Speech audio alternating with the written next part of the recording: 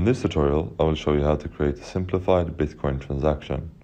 When creating a simplified transaction, the terminal automatically chooses input addresses, only sends to one output address, and auto-generates a change address. Make sure you have a spendable balance on one of your wallets and that you have the receiver's address at your disposal, either in front of you or in your clipboard. Then create a transaction in the top right and choose which wallet you wish to use. Then paste the address of the receiver, set the amount, and write a comment. Then select the fee you wish to give the miners for letting your transaction into the next block. A smaller fee may increase the time it takes for the transaction to mine. After that, simply broadcast the transaction and decrypt with your password.